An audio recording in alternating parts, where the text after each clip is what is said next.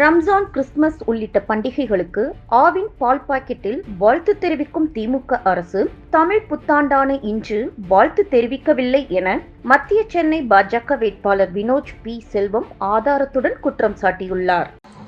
தமிழை கொண்டாடும் விதமாக உலக தமிழர்கள் அனைவருக்குமே நாங்க இன்னைக்கு தமிழ் புத்தாண்டு வாழ்த்து தெரிவித்துக் கொண்டு வருகிறோம். திராவிட முன்னேற்ற கழகம் திரும்ப அவர்களோட போலித்தனத்தை கடந்த 33 மாத காலமாக மக்களுக்கு அவங்களோட சாயம் வெளுத்து உண்மை தெரிய ஆரம்பித்து விட்டுள்ளது.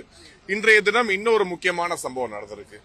எல்லா பண்டிகைகளுக்கும், ரம்ஜானுக்கு, கிறிஸ்துமஸுக்கு, எல்லா பண்டிகைக்கும் வாழ்த்து போடுங்க, தவறு கிடையாது, போடலாம். எல்லாத்துக்கும் விஷ் பண்றீங்க, சந்தோஷம், ஆவின் பால் பாக்கெட்ல.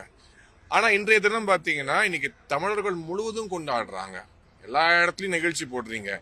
ஆனா அரசு நடத்தக்கூடிய ஆவின் பாக்கெட்ல இன்றைய தினம் பாத்தீங்கன்னா தமிழ் புத்தாண்டுக்கு வாழ்த்து கிடையாது. அப்போ தமிழர்களுக்கு எதிரான கட்சி திமுக என்பது மீண்டும் நிறுவனமாய் கொண்டே இருக்கு. வெறும் வாக்கு வங்கி அரசியலுக்காக தமிழை பயன்படுத்தக்கூடிய கட்சி திமுக. உண்மையிலே தமிழ் மீது, தமிழ் மக்கள் மீது, தமிழர் மீது அக்கறை இருந்தா இன்னைக்கு ஒரு குறைந்தபட்சம் ஒரு வாழ்த்து வந்திருக்கணும். ஆனா அது கூட வரவில்லை. நீங்க நாங்க கிரீன் பாக்கெட் எல்லாம் போடல, ஆரஞ்சு பாக்கெட் எல்லாம் போட்டேன்னு சொல்லுவீங்க. அதுக்காக 2 பாக்கெட் வாங்கி வச்சிருக்கோம். எந்த பாக்கெட்லயும் நீங்க போடல.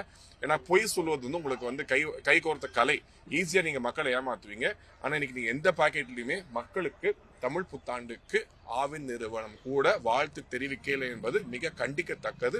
தமிழர்களுக்கு மீண்டும் கூறுகிறேன், எதிரான கட்சி ஒன்று இருக்கும் என்றால் அது திமுக தான் என்பதை மக்கள் உணர வேண்டும். செய்திகளை உள்ளது உள்ளபடி தெரிந்து கொள்ள ரெஃப்ளெக்ட் நியூஸை சப்ஸ்கிரைப் பண்ணுங்க.